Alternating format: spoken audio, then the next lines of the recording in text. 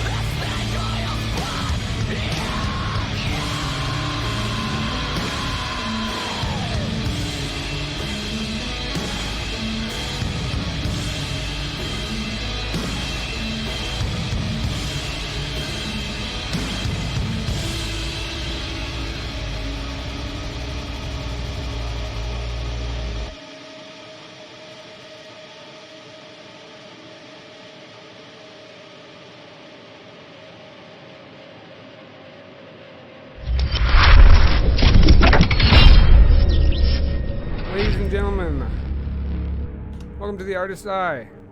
Dan Thomson. Oh, I'm screwed up again. Oh, cool. It figures I fixed it just before we start, and then, of course. Yeah. I mean, if it's gonna happen, it's gonna happen, right? Like, write it right when you need it to. Right when you need it to. And then you're going to forget about other things that are open, and you're going to... How's it going, Dan? You gotta stop that download for the Mothman prophecies, you know? It's not worth it right now. Indeed. Speaking of the Mothman prophecies, you completed season 2 of that, the Mothman prophecies? I mean, season 2 kind of became a joke because we started doing it and then we got really busy, and so then it got really hard to do it, and so then when, you know, all the COVID stuff kind of happened again, we're like, yeah, this is a good time to get back to it. But then, as one does, you know, COVID sets in and people start figuring out life stuff, and it's not so much that we've finished season 2, it's just we kind of needed a break to, like, get some shit together, for lack of a better term. Like, the computer I had, for example, that was editing all these podcasts would just, like, lose files on me. So we would do a podcast, and then I would just lose the whole thing. So just, like, little stuff like that. So I'm sure we'll get back to doing a few more episodes. We've had some really good ideas and a couple of guests that we really want on it, and probably get that sorted out. But it's all just a matter of time, really. It's kind of like this is our summer vacation from it or something. Yeah, I feel like I might be taking a vacation from all this in October and going back to the games for a little while, for Twitch, at least as far as that's concerned. But so Twitch is like a video game thing, right? Like, that's what it started as? I mean, yeah. I mean, it started as Justin TV. I don't know if you ever heard of that platform, but No. it was called Justin TV before its endorsement with Amazon, and then it sort of became a thing. It spiraled into Twitch, and as Gotcha. people started getting recognized on the platform started growing, and basically we're at the point now where you know streamers are like frontmen from Trivium, and the Devin Townsend project has a Twitch, and like there's all kinds of people. I do the podcasting thing right now live to Twitch, and there's nothing else really going on my channel. Hmm. But yeah, there's mostly gamers for sure. But it's you can do all forms of things on there. Well, that's so cool. Yeah, I think it's like a great Like tool it's an for open forum, right? So like yeah whatever you're into, you can kind of create your own thing around, which yeah is cool. That's nice. Again, especially nowadays when we all can't be out like hanging around with each other, that sort of thing. yeah This exactly. is kind of the next best way, I guess, if you're capable of doing it. Hmm. So pretty cool. Yeah. Yeah, I mean, I had to buy a pretty expensive computer to make sure I could run all this stuff at the same time. So it's not Oh, totally. exactly, Yeah. the It's not easiest it's thing to not cheap, attain. but yeah. The But other like someone computer like that you I saying had, Devin Townsend, like that makes sense. oh He's yeah, got all that access to him, right? So that may totally make sense. hmm and I mean anybody who has knowledge with a PC, as far as like even if you know how to run a studio, you have knowledge enough with a PC to know how to, Hmm. at least open the kinds of programs that you need to have open, and you know that Yeah. they're going to work in certain ways. Like the program I use to stream actually, it has an audio interface that's similar to a lot of DAW systems and stuff like that. So you recognize it's a similarity. So you get a hang of it, pretty That's quick. pretty cool. That's pretty cool. I like that kind of stuff. Yeah. Yeah. So let's talk about your music and your art and your shit that you have going on. You were Let's telling me do it. yesterday that you were learning drums. Yeah, that accidentally became my thing of COVID, partially because I struggle if I don't have things to work on. Like Mm, I'm not good at sitting idle, and this has been a fucking nightmare for that. for But sure. also, like I was explaining to you before, like drums was the first instrument I was exposed to. My father is a drummer, Hmm. has been for forever, and so there is kind of a romanticized idea of what drumming is like. But as I was explaining to you, like I'm not very good, and I haven't gotten very good. But it was a way for me to be able to do demos and get things out of my mind and into a computer or onto that where I can, because I'm not technologically inclined, where like people that program drums and can do all this stuff online or on computer. I'm not very good at that. I don't have the patience for it, Yeah. but I do have the patience to play stuff. Like if it sometimes I'll be doing a demo and it'll be like 40 or 50 drum takes, and it doesn't upset me because it's just an excuse to play. I'm always figuring that out. Guitar, anything. Like I don't really get upset about that sort of thing. But if I was to sit at my computer and like put the drums together in an electronic sort of way, that would drive me fucking crazy. Yeah. So it was, it's a skill. It's something that I want to be able to be good enough at so that I can do what I need to with it. But also, it's just nice to have something to work on, something to learn, and like kind of keep your brain a little bit more active than normal. And I do find that like while I may not be a good drummer by any means, I am getting enjoyment out of it, and I am getting incrementally better the more and more I do it. And there's just something nice about it. It kind of brings back the fun of like when I first started playing guitar and wanting to really master that and wanting to really invest in those and that time and those skills. It's kind of the same thing again. And it's been a long time since I felt that way about an instrument. Yeah. I feel that way when I mean, I'm still learning guitar as it goes along. I've been playing for, quite a few years, but it's been on and off. I've had a guitar and I've had Hmm. to sell it, or just not had the whole shebang to do everything I needed to do. But when I'm sitting down, playing guitar, like I said, like you said, by no Hmm. stretch of the imagination am I very good, but occasionally I'll come up with a little bit and I think, oh, that sounds nice, and at least I'm improving. And I feel that Hmm. definitely with everything that's going on right now, having something to do like that is definitely keeping me from going crazy. Yeah, I absolutely agree with that. I've given myself like a little bit of a challenge through all this time. Sorry, I cracked a couple of ribs a few days ago, so I'm a little bit Ooh. kind of bouncy. Um, I kind of gave myself a goal of wanting to write at least a song a day, but it's not, it doesn't have to be a Sparrow song. It can be like a whatever song, you know. And Mm-hmm. I, for a little bit, I was writing these kind of like alt country songs for a bit, and then I got really into writing like radio rock for a little while. But Yeah. it's just, for one, it's an excuse to create, and it's an excuse to like play my instruments and do this stuff because I'm not really getting a lot of like I where I would be as far as hours played right now in a normal year versus where I'm at because of this year is significantly different. Right. But it's to try and bring that enjoyment back and not to get like fully frustrated about everything else that's going on, because it would be really, really easy to just fall apart with everything. You know, like there's no touring, Sure. there's no like there's no shows at all. There's no real way to get a platform and be creative and do that consistently. You know, like most people are stuck inside all the time. You know, like that can be and has been for me pretty crushing.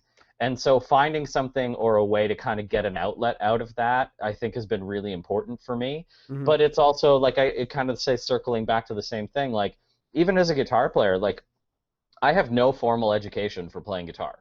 So I'm still learning how to do stuff, or I'm learning the proper way to do something as I age and as I play with different people and all this stuff. And I've been lucky to have like educated musicians that have been in bands with me.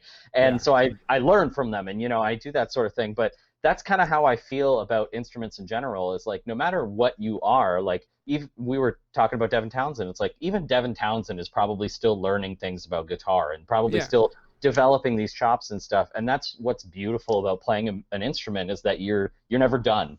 You're never you haven't figured it out and you move on to something else. It's like there's always something there. For sure. Yeah. My friend Andrew in chat says hello, and Hi, Andrew. AJ, thank you for the host. Um, so, uh, when you guys were working on Failed Gods, did you guys? How long were you in the studio for that? So that ended up being, I think we had, was it maybe 16 days? It was 2 weeks or maybe slightly longer than 2 weeks. And we didn't actually end up needing all that time. I'm pretty sure we drove home 3 or 4 days early. And it kind of worked out because we were there in March, and it there was like snowstorm after snowstorm after snowstorm while we were there, and we basically got out and got home before the biggest of the like I think four snowstorms that came through got to us. So we kind of got clipped by it when we were going, because we were in New Jersey, so we were driving home and kind of through that like upper Pennsylvania, lower western New York, we kind of got clipped a little bit by the storm. But by the time we got back to Toronto and then saw what was going on in New Jersey, there was like a foot and a half of snow. So Wow. we really like missed out on it. But yeah, I think in total we ended up doing 10 days of full tracking. And then that ended up being all that we needed. We took like a full weekend off, and then we did a couple extra little things here and there. And then it was just like, well, there's no point in us still being here. We might as well go home. And yeah, I mean, it's very surprising because I've always done recordings with people where it's gone a little bit longer than it probably should have. And so this was a nice surprise of like, oh, like this was so efficient. We did Mm. so well, you know? But I give Brett a lot of credit for that because one, we had the studio space to set up everything, but and like leave it set up so we could bounce around, do drums. Okay, you know what? Let's do vocals for a bit. Okay, let's come back and do bass and do all these things. But also, if we were on a roll, we would just keep going. And I'm pretty sure the first day we were there, we did like a 15-hour day. And then after that, it was like, oh, well, we got so much of this done. You know, the next day we might only do 7 hours, and it Mm. wasn't as big of a deal. But we just seemed to like really plow through stuff in a manner that I had never really experienced before. But I do think like Brett had a lot to do with it, but also just having everything set up and being able to bounce around as needed kind of like helped with that. Like if John was getting a little tired, he could take a break from drums and we could do something else, and there wasn't that waste of time to like tear down the drums, set Yeah. up the amps, do all that. And so that made a really really big difference. I think the teardown is always like, um, who was it? Joe Wong that I was listening to. He did some stuff recently for the soundtrack for the Midnight Gospel. I don't know if you've seen that. It's a new Netflix show. But I was I've watching heard it. of it. I Yeah. was watching an interview with him, and he was saying that he has in his studio everything is ready to go except for like the volume. It's the last thing that it just needs to be turned on, and then Hmm. he's got everything ready to go because he doesn't want anything messing with the creative flow. When that idea comes into his head, he wants to be able to take it down immediately. You And know what? And it's very important. I cannot agree with that more, having now done that experience. Because I'm really anal about stuff sometimes, and I especially when it comes to guitars and like the tones of different things, I get really like finicky and I tend to fiddle, and that can be a good thing, but if you're fiddling and not producing, it's kind of against the fact you're going to run out Hmm. of that creative space or that creative idea. And again, like for this, it's like I could take my guitar and go into the lounge area and like work out a part while John is still doing his drums. Hmm. And I don't like, and because that's set up there, then I can come back in. I'm like, okay, I'm ready to do this. Boom, it's done. Okay, you know what? Justin's going to do his guitars for a little bit. I can go back and figure this thing out now. And so there was always the room to be creative versus being limited by, some physical thing. Yeah, I think And that you go ahead. I was just gonna say, I think that makes a big, big difference, and I wouldn't have known that had I not gone through it. Yeah, If I hadn't had that experience with Brett, and the freedom that allows you to do, then I just don't think things would have gone the same way. Like it, even for myself, like the vocal performance on the record to me is the best one I've ever done mm, because I could go in and be like, Brett, I'm gonna do vocals for an hour, and he'd be like, okay, and we would go and do it. And I didn't have to do like 6 hours in a row of vocals, so I was never kind of blowing myself out. And so by the time it got to the point of being able to say, having to do some of the aggressive vocal parts or having to do harmonies or whatever, nothing was missing. I still had full range. I still had the ability to like really bellow stuff out. yeah, Where when you do vocals, say 3 days in a row, that third day your voice is not feeling good, yeah, for and sure. it's just a reality of sometimes what you have to do. So. I was gonna say though that I think I came to the realization that it was a lot easier to just have everything at the ready. Not because I've experienced that in any kind of recording, because I've never done that. But I've had it here. It's not like you said. It's the creative flow for art's sake, for just creating. Hmm. But when I have an idea in my head and I come in here and nothing's set up and I have to pull all the wires out and plug my pedals in and shit like that, you lose it. Yeah. Just gone in a flash. No, and I used to have a bad problem with that. Um, Back when I lived in Ottawa, I was really like I had no gear at home. I basically had an acoustic guitar, a very very broken Telecaster that I had just like destroyed on tour, and I had no real way to like get my ideas out. So, and I am a very like late night worker. Like if I'm working on lyrics for the record or guitars or parts or whatever, I stay up very late to do it, and I Yeah. kind of get in this zone somewhere around 1 to 5 o'clock where I really start plowing things out that I like and that I'm proud of and that I'm able to do. But not having the way to like do that became a pain in the ass because at 4 o'clock in the morning you're like, this guitar part is fucking wicked. I hope I remember it. Whereas Right. now it's like I have, like my phone I can take a voice memo on, and I have my little computer and with my little setup I can do these sorts of things so Hmm. that when that inspiration comes, it's not ruined. And I used to get really upset with myself when I would forget things, but I have this theory that like when someone thinks of a guitar line and then they forget it, it comes back in a different way. It's just like you never lose what you had. It just comes back a little bit differently. So I've Yeah. kind of like let myself relax a little bit and be like, yeah, that guitar thing will come back. You I'll if get you it again. if you think about it like energy, Yeah. It's never really, created or destroyed. It's just always been there or whatever, you know? It's like a circle, you know, and it's like, does the circle hit you in this part of your brain or this part of your brain or whatever, or like, you know, It's going to come it's around again at some point in time. exactly, Yeah. exactly, yeah, It's yeah. like they say, like, an orbit of a planet or whatever, Hmm. It makes sense.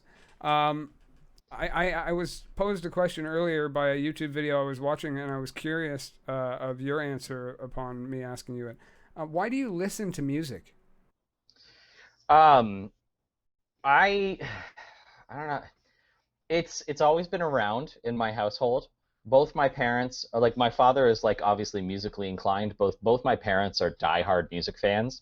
And I grew up around a vast array of music. Like it wasn't just like, oh, my dad's into Zeppelin. Like no, it was like a very wide amount of music. Hmm. And so it's always kind of been a thing for me, but it's also when I really started to get more and more, like, for lack of a better term, committed to it, it's always the thing that can even me out. If I'm having a really bad day, obviously listening to music is going to improve that, or I can push myself into it so I feel worse, you know. But it's almost a necessary function for me to be alive to be doing that. And I have gotten kind of like I don't I don't want to describe it as this, but I'm very particular about everything. And so like there are certain ways that I want to listen to stuff. Like there's a band called Curse that I really, really like, and I will listen to them in headphones or I will listen to them on my record player. But I'm not necessarily going to put it on in the van, say, while we're driving, unless someone asks about it, because that's not how I want to listen to that band or that record. I want Yeah. to internalize it. I want to take it like that. And I am a very like if I like something, I really really like it, and so therefore I want to dissect the shit out of it. Hmm. So I'm going to listen to it almost to an obsessive degree. And if I don't like something, I don't acknowledge that it exists, and that can be problematic. And I'm trying to reverse that. But Yeah. at the end of the day, it started off as something that's always been a part of my life and is now probably a significant addiction that is a necessary part of my being. Mm. And there isn't a day that goes by that I haven't listened to music for the majority of that day. And whether it's casually at work listening to Bruce Springsteen or like sitting at home with all the lights off listening to fucking Curse 2, like it's always there. It's consistent. It never lets you down. It's exactly what it is and exactly what it needs to be all the time. And you can't count on anything else to be like that. Yeah. I feel like I sort of answered it myself when I was posed the question, and the reason that I listen to music, I think, is because it brings me, like, if I'm feeling emotionally drained or anything like that, and I can't sort of figure out what I'm feeling or confused about anything, I can listen to a song and I can feel an emotion, Hmm. regardless of if I'm having trouble feeling something. I can still feel something that can bring out something in me, and Yeah, it's oh, see, I completely agree with that. Like, I totally understand that. it's all about I when I'm personally creating, I'm not necessarily trying to convey anything. I'm not Hmm. necessarily trying to put a message across. But when I listen to something, Hmm. whether the intention was there to put emotion into the song or not, I can feel the anger in the words. If it's an angry song, or if it's a ballad or something, I can feel the sadness. You know, happy, upbeat thing, then I can feel the happiness. Depending on how it emotionally connects to what's going on in my life. So I feel like it has a what do you call them? Heartstring, I guess. They tug on the Yeah. heartstrings, and without music, there would be moments in my life where I would be emotionally lost and not know what to do for sure. Because I so totally, many people totally agree with just that. say that when they're in a hole in their life and they feel like they're just going to end it all or whatever, a song pulled them right out of it, and that was the kicker for what saved their life, and they made their whole being about following a band because of that. But I I mean, think I'm probably not that like I don't look at it that way, but I definitely think that like music changed my life. It put me in a spot that I don't know where I would be without it. And it like I know for a fact it's caused bad and good things to happen, Yeah. but there is nothing there's there's something so pure about what music does and what it does to someone's soul and what it does to someone's being that you can't really deny. And I struggle really hard to relate to people that don't understand that. Yeah. And I've learned to like not talk to people about that kind of thing because when they tell me like, nah, I listen to everything or whatever, I immediately know like I don't know what I'm gonna relate to you about Right. because unless someone has like another passion for fucking whatever that can then relate to what it's like for me, I don't know how to relate to that person, and so that becomes a struggle just as me as a human being. Um, but that's also like the pure joy, the pure feeling of that. It's almost like a kind of like being a junkie at the end of the day. Like you're chasing after that feeling, Hmm. and like I have not ever found anything else that puts me remotely as close to that, and I don't think I ever will. It's kind of like a euphoria. It's like a high or whatever when you, But it can but also be really shitty, and it can really put you in a bad spot if you're not careful. yeah, if you're not careful, if you're like approaching it and you're emotionally distraught or something and you listen And to you're an just emotional listening to song. Nine Inch Nails after that, and Yeah. you're just like, just fuck everything, man. Why am I here? I just don't want to be here Yeah, anymore. put on Perfect Drug again, though. This is the Right. right thing to do at We've three got to put o'clock it in the on morning. repeat. We got to listen to the single with six different versions on it. But I just want to hear the vocal melody. I don't want to hear the song. yeah, strip it down, strip it down. But when you're if I mean those even those songs though they're good for making you feel when you need to. But I think that it's important to just like I mean if you were to approach anything you got to take it in moderation. But I mean with music, I mean unless you're going to give yourself a headache, you can pretty much suffocate yourself with the shit. Um, you I'm can like an all or nothing person too. right. So like for me, I there is no such thing as moderation for that. Like I Mm, have spent the last 15 years of my life in pursuit of the same thing. So like it's really like I can't it's probably unhealthy, but I can't state enough how much it's like if I like something, it's 100%, and if I don't like something, it's forget it. And so that's been music for my entire adult life has just been that exact thing, you know? Like it's such a crazy feeling. I don't know how to explain it to people. I wanted to ask you about working with Hippie on the song "It's Always Sunny in Bramalea." Yes. Um, Um, I what saw do you you want to posted know? a while back about you found the lyric sheet that he sent you or whatever. Uh, but I think what I was going to get to with that is what is it? Is there like I don't know. How did you write it? What was your thought process in going into writing that song specifically? Its Well, title is obviously an Always Sunny in Philadelphia reference. yes. But based on That is where it was a recorded, I guess is where you put the Bramalea in there. well, it's that show is like a me and Kenny thing, and me, or I should say, me and Brampton thing, Yeah. because I had never heard of it before going to record with Kenny. We fucking marathoned it, or like that's not the right word. It was like engulfing everything that happened around that time. So when we did Goliath, we were watching it like crazy. Except the one day that they did drum edits, Kenny forced me to watch Lost because I hadn't watched it at that point. So he Mm-hmm. put in like the first season. He's like, "You fucking stay here and you watch this." But every night we would finish recording and we'd go upstairs and we'd either play Nintendo Wii or we would watch It's Always Sunny in Philadelphia. And so that kind of became a little bit of an inside joke with us. And then when we recorded those two songs, they weren't they originally they weren't going to be for a release. They were going to be to kind of like shop around and see if someone was interested in doing like a record for us. And then after a little while, we were kind of like these sound good enough that we should release them.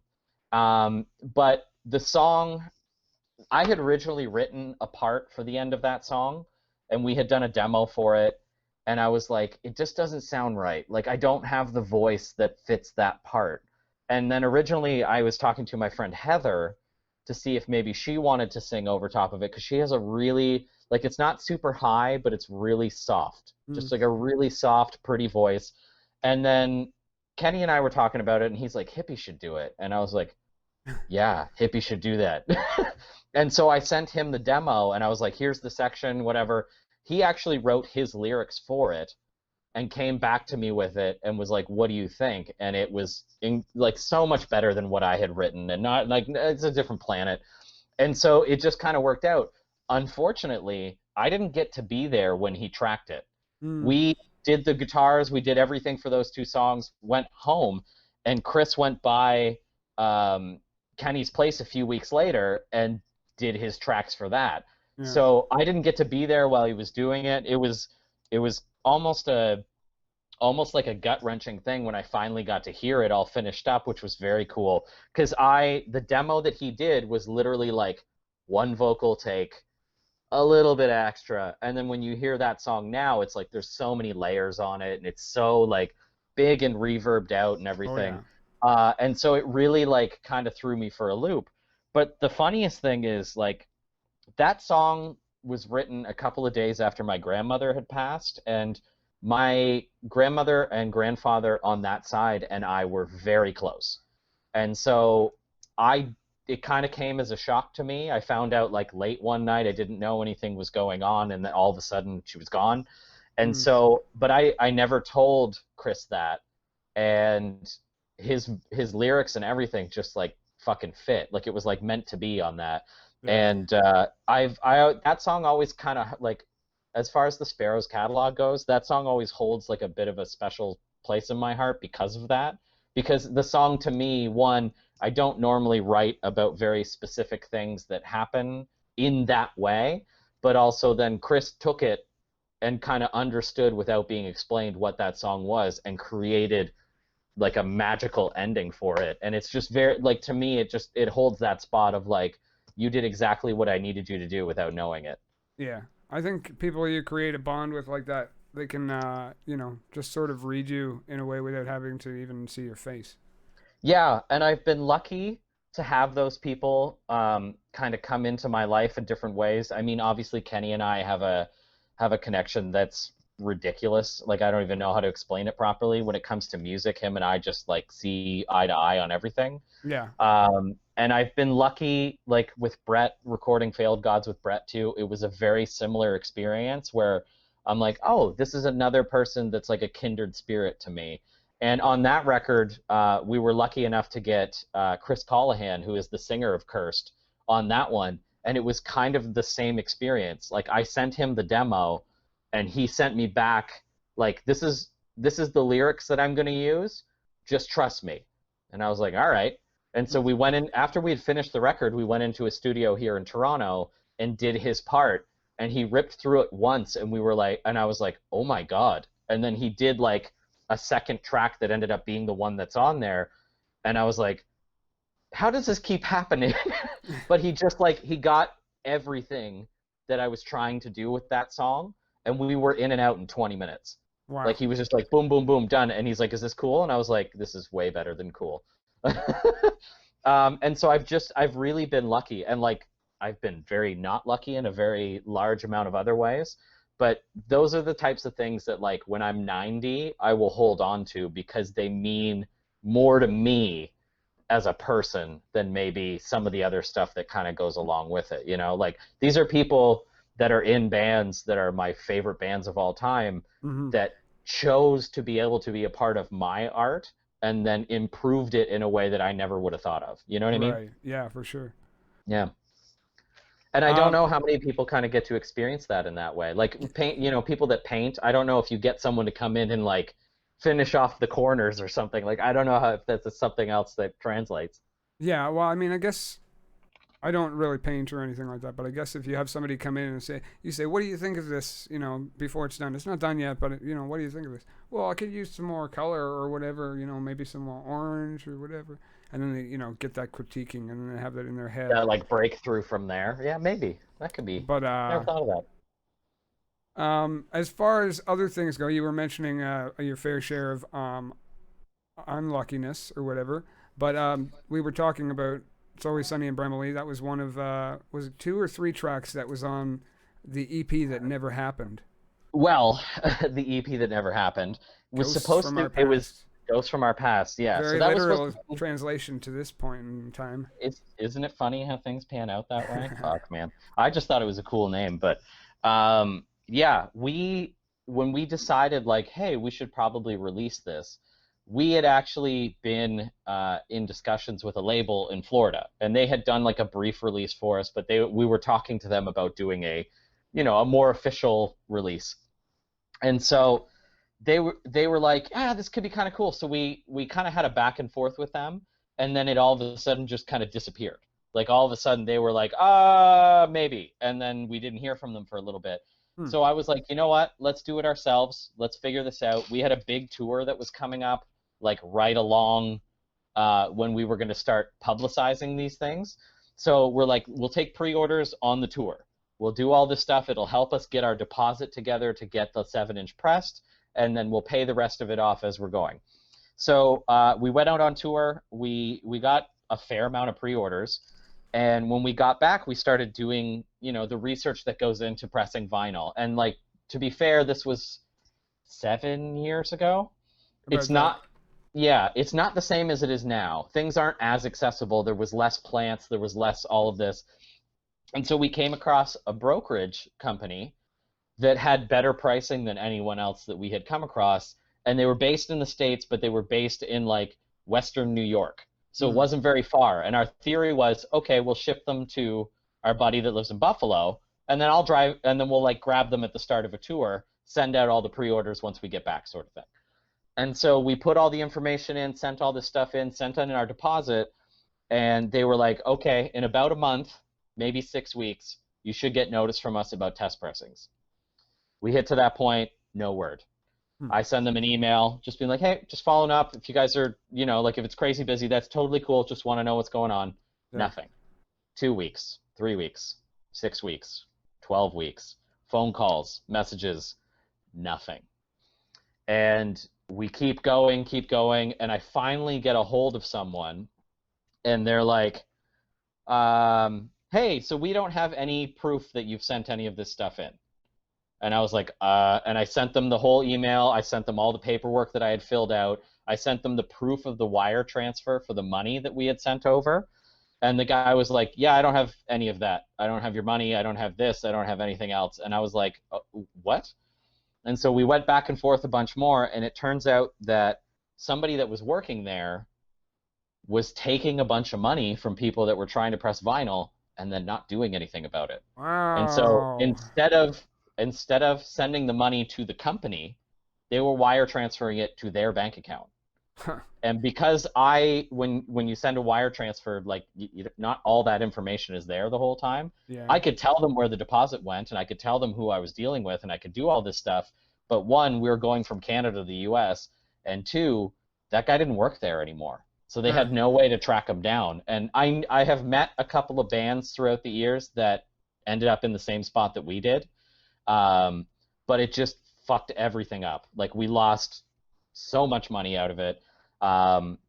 It became a very frustrating thing for us to deal with, because then we were trying to get back in touch with people that had like given us pre-orders on the road that had an email on there that maybe they weren't checking all the time, or Right. like trying to get back to people that had ended up ordering on Bandcamp or whatever, and trying to like reconcile what we could do. And then we ended up, some people were cool about it, and I was like, I'll make this up to you, don't worry, I'll figure this out.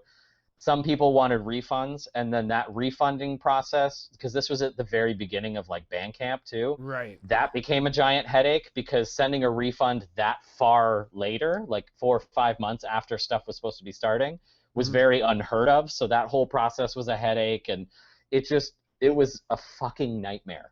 And thankfully, we didn't have to go through it again, because the next record we did after that, we had a label that was willing to take it on and like take over that sort of thing, that had a very good relationship with a pressing plant. Right. So that took all the weight off. But that was I would say it was probably an 18-month nightmare that still hasn't been result, like doesn't have a result from it. Right. And I have not seen a penny of that money come back. Oh, And It's If they haven't, fucked. if nobody has any idea where it is, then I doubt you ever will, eh? But like it's just like how many like for me it's like how many bands did he get? Did it get enough money that it could have been a major crime, in which case you would think that they would go after somebody for doing that. But I mean, this was 2010, 2012, somewhere in there. Like I don't Somewhere. know. Yeah, it's a very different world, I guess, but it was a nightmare and I felt horrible for a really long time about it because not only was I not able to like get in touch with some of the people that had pre-ordered and I still like it's 2020 and I still feel guilty about it. But also that was the first time that we had tried to do something a little bit more than like what normal bands would do by themselves, and it just like blew up in our face and it was not our doing. Like we didn't do anything about it. It was somebody else fucked us over. It wasn't me being negligent or anything. And like now I could tell you I am so anal with people because of that. Like I want paperwork for everything and I follow up with everything and it's probably annoying, but Well, I mean, in that's the why. music industry, I'm sure that there's all kinds of people that get taken advantage of all the time. I Um, mean, in so many different ways, and it's really hard to find people that you can trust that will support you even if they're not getting anything out of it. for And that sure. is a very big challenge. And again, like we've been very unlucky in a lot of ways, but we've been very lucky in some ways too, where like the people that kind of back us have been consistent with it, but also like we can tell that they're in it for the right reasons. And when someone isn't, they don't stick around for very long. So, For sure. Yeah. No. I mean, I personally have been to see you guys 20 odd times, something like that. My favorite experience was probably Choke and Seize, oh, what a which then crazy turned show. into Moneen. Oh, That oh, was amazing.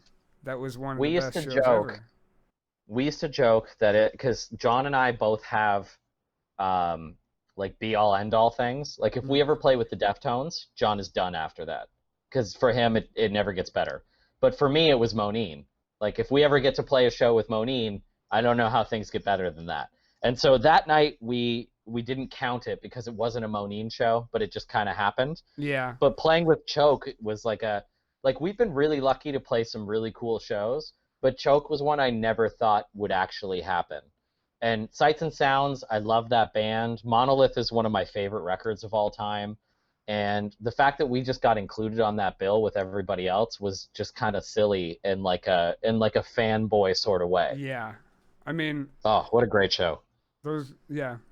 I can't even. I was thinking about it the other day. I was looking through some pictures, and I flip through everything when I'm going through an interview. I go through all my old shit.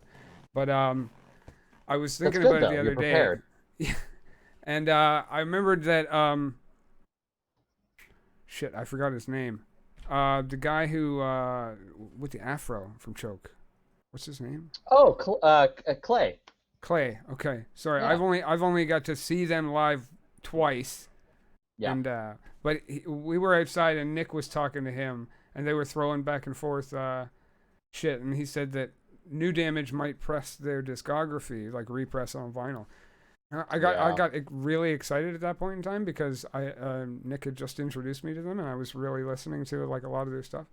Um, Hmm. what is it? Slow Fade became my favorite album from that moment on. Oh, Like oh, one of my favorite albums. oh yeah, So oh yeah, it's a great album. But yeah. I want to ask you about sound anxiety. I mean, you had to start your own label for this new record. With I like, mean, it was kind of a choice. Again, based on experiences that we had had, pros and cons, and that sort of thing. We wanted to kind of take control of some of the stuff that we thought had not been um, handled in a way that we wanted it to in the long run. So it wasn't necessarily a choice based on this is the only option. It was the choice based on this seems like the best option. And hmm so it was started because we wanted to make sure that we had something kind of under an envelope where we could start doing our stuff. If it's just in Canada, that's fine. If someone in the States is doing something for us. But if it ends up being worldwide, at least we have everything under one roof instead of calling it like, Sparrows. 2019, Sparrows 2021, like everything falls under something.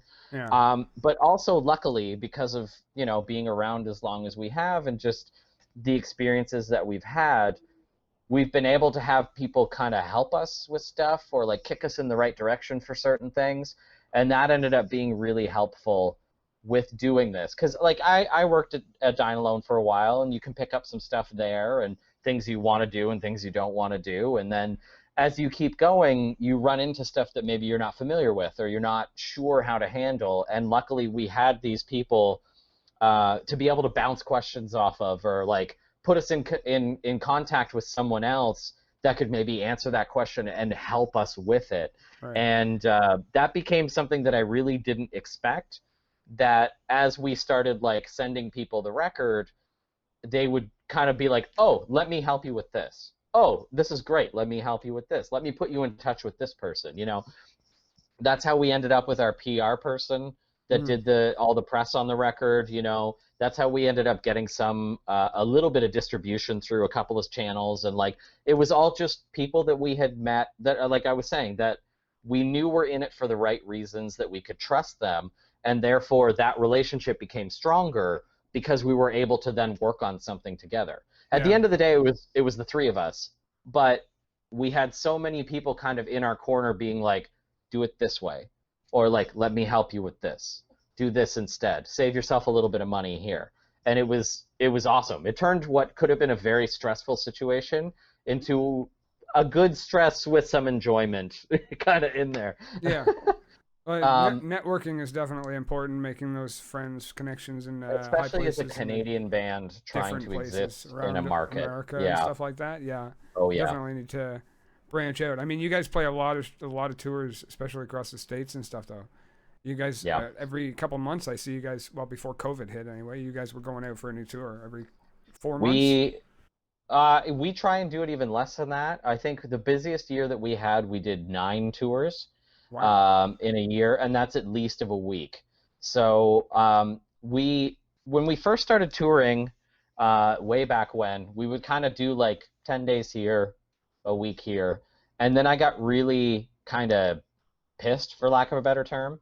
And so I was like, we're going to go to the States and we're going to go for a month and we're going to do the entire East Coast. And so we did, and it worked. And we came back and the shows were great and everything was good. And I was like, okay. And so after doing kind of like a month here, 6 weeks here, a month here, it was like, this is not emotionally sustainable Yeah. for being gone for that long all the time. So what we decided to do instead, especially with the newer lineup of, everybody has their own thing, their own life going on, but this is the focus. It's easier to do 2 weeks, come home for a week or two, then go back out and do 2 more weeks instead of doing an entire month and then trying to do something again 3 weeks later.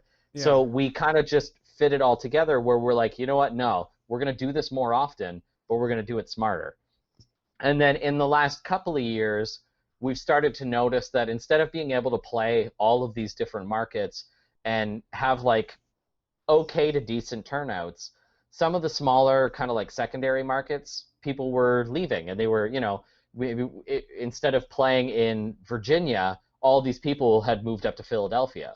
Hmm. So instead, it's like, okay, we're going to shorten tours a little bit more, but we're going to go out more often to different areas. So then instead of doing like Northeast, Central, and then up through a little bit of the Midwest of the States, we would just do the Northeast. Then we'd come home for a week and a half, and then we'd go back out and do the Midwest. And then we'd come home for 3 weeks, and then we'd go back out and we'd beeline it down to Florida and then circle our way back. And then we'd come home for another, 2 or 3 weeks, go out and do Michigan and up through that kind of area and go back at and do like, Montreal and Quebec City and just come back. And it just got into this rhythm where we were just doing that all the time.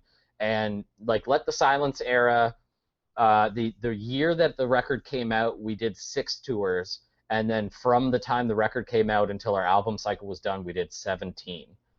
And Wow. like, yeah, but it was just we were always out, we were always going, always going, and like some of those dates might be like 6 shows, but then the next one we'd go out and it'd be 14, and then the next one would go out and be 12, and it was just it became sustainable enough that it made sense to keep doing it, and we saw how it was affecting us. But that, I mean, and that's kind of the type of band we are. You know, we're not a band that's going to sell a bunch of records just by putting a music video on YouTube, because that's not how you digest what we do. Hmm. You come and see us play, you see what that means, and that's how it works. And we've always kind of known that, and so that's always been the focus. Like maybe we'll spend a little less money on the record to make sure that we have a little more money to go out and really play a show. You know what I mean? Yeah. And or play a lot of shows, and just try and balance those between that. Um, and that's just kind of been the goal. And then when we knew that we were coming up on doing a new record, we wanted to kind of take a bit of time off of being on tour. And so we did a little less touring, a little more time getting everything organized, and then this year was supposed to be back to like big touring, and everything is gone. And when I had to we announced a tour for April that we then had to cancel very quickly after that. And when I Right. canceled that tour, I canceled just about everything else we had that year, and it was almost 100 shows. Wow. Yeah, and they all just went down the fucking drain, which is so depressing, but also like very necessary. Yeah. And I mean, who knows? I mean, I've been wondering like where the world's gonna go after this. Like, I mean, I keep asking people, what kind of art do you think is gonna come out of this? But I mean, Hmm. with you see all these businesses struggling and stuff. I wonder if the art isn't going to be different than a lot of people think, because a lot of people are going to I be think, angry. oh, And that's what it's I not was going to just say. that, I but think like, there's going to be a lot of really angry records that come out, and I can completely understand it. My fear is that when by the time we get out of this, there's going to be nowhere to play, and there's going to be so many different bands fighting over so many small little spots to do things that it's going to be impossible to redevelop what was there. Because mm, you got to think like it's not just our little bands, it's the fucking Deftones, it's fucking Thursday. It's giant artists that can't tour right now, and so all everybody is going to be doing as soon as it's available is getting out there, and that to me is it's good as a music fan, and it's terrifying as a band at our size to try and figure out where we fit into that.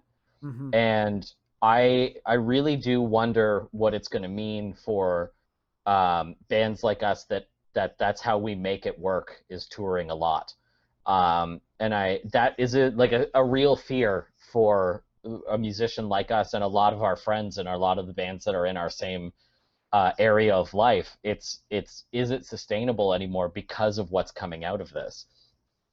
But I think you're right. I think there's a lot of really like angry records and angry books and angry paintings and angry stuff coming, because I can tell you how fucking miserable it is day to day. yeah, Just trying to do it. It's like you can't kick that anger out of you. Like I definitely can't, and it's driving me a little bananas. So yeah. I mean, I feel I need to go shout in the field every once in a while just to get it out. But sometimes it's like this is horrible, but sometimes I'm driving to work and I'm just screaming so that yeah, when I get to work, I'm not driving my boss nuts because I've let out enough of that to be like, okay, I'm here, like that's like the video we just watched. We just watched the video for worship song at the beginning, yeah. um, and that video is kind of about that, eh? I mean, we had two ideas for it, and unfortunately, the one idea that we wanted to make work, we couldn't, just because of people's availability.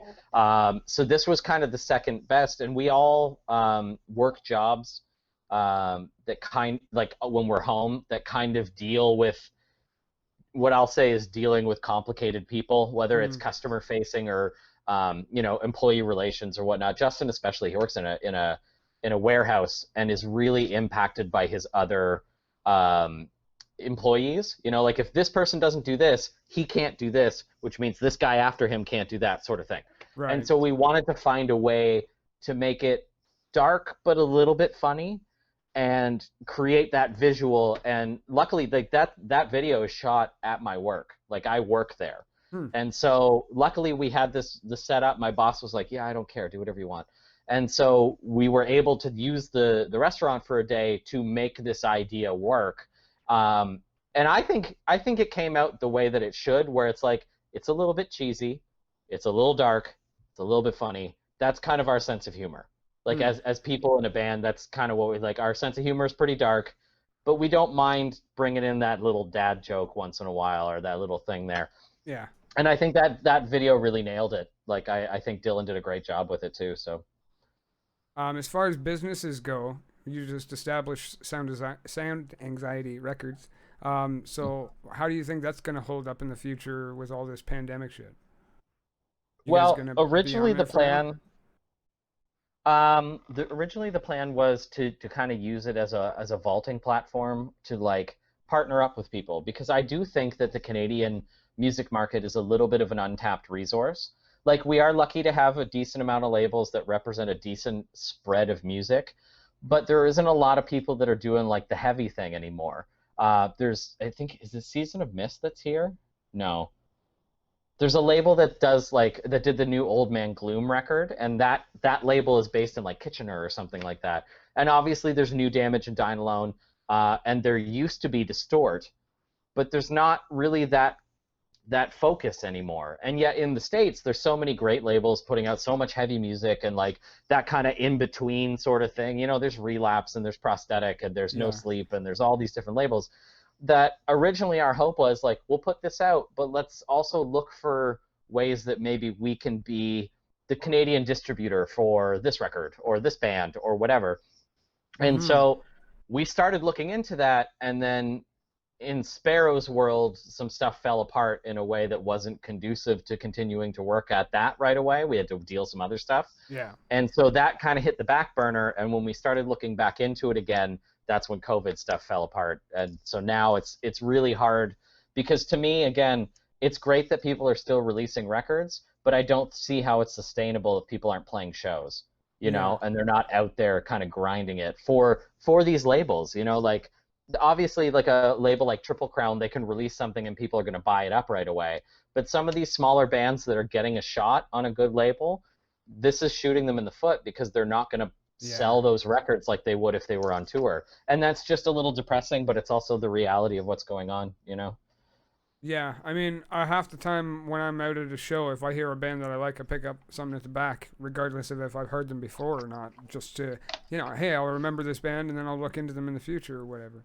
But Hmm. if there's none of that show, there's none of that merch, there's none of that, exploring that territory, and there's going to be It's less true. people, diversifying their music tastes and everything. Hmm. So, I No, mean, I completely agree. And it's not the same as it was, say, when, you and I were growing up, where you would see a band, like we were talking about yesterday. That's how I found out about Moneen. You would see a band, you would find out what label they were on, you would check out the label, see all these other bands, and there was a pretty good chance that you were going to like more than a few of them. And yeah, so that doesn't exist anymore because everything is Spotify or Apple Music or whatever. And that's a great resource to like find new stuff if you're willing to dig for it. hmm, Otherwise, if you're taking what's there in front of you, you're not going to go very far in it. And that to me is like a little bit of a joy that's lost in the music business. Is just like, you would follow that way. Like Trustkill has this band. Oh, now I know this band and this band and this band from that. Okay, who are they touring with? Oh, now I see all these bands anymore. In an that's what I did existing with Dine Alone. framework, yeah, but in an existing framework now, no one's touring. The Hmm. releases are way more scheduled and like particular, and so you're not getting that wide variety. And that's the biggest thing for me. Like other than selfishly, I want to be back on tour and like doing creative things and whatever. But that's the thing that I can't wait to when COVID stops is all of these records coming out and getting back to being able to see how they translate live and see, oh, this I'm going to see this band, but I've never heard of the band that's opening. This is going to be cool, or Yeah. this is going to be fucking terrible. But shows when they come back, they're going to be much different too. Everybody's going to be sticking to the walls with their masks on. Nobody's going to be jumping Yeah, around. I mean, I mean, everybody it might is what be it is. skeptical about approaching a merch table, even, they don't want to touch anything that everybody else has touched and shit. My I worry theory about is the that. opposite. My theory is the opposite, and I hope that I'm right. I think that once you're able to have shows where people are comfortable, I think people are going to realize how much they missed it. And so they're going to come back with a vengeance. I don't think it's going to last long term. I think it's going to be maybe like a year, you're going to shows twice a week or every Mm, other week or whatever it is. You're consuming way more. yeah. But how those shows happen, I have no fucking clue. I feel like that's Excuse me. definitely going to be a point. Is everybody's going to consume a lot more once everything starts rolling again. I mean, I can only hope because I think that's how, hopefully anyway, things will rebound for people in music is that Yeah. that initial jump back in. Again, like I said, I don't know how it's going to work for bands that aren't big, the like medium to small size bands, but I mean, keep your fingers crossed, I guess. Right. Dan, thank you for joining me. Do you want to shout out any of your socials or anything like that? I mean, the band is Sparrows 613 for any of that stuff.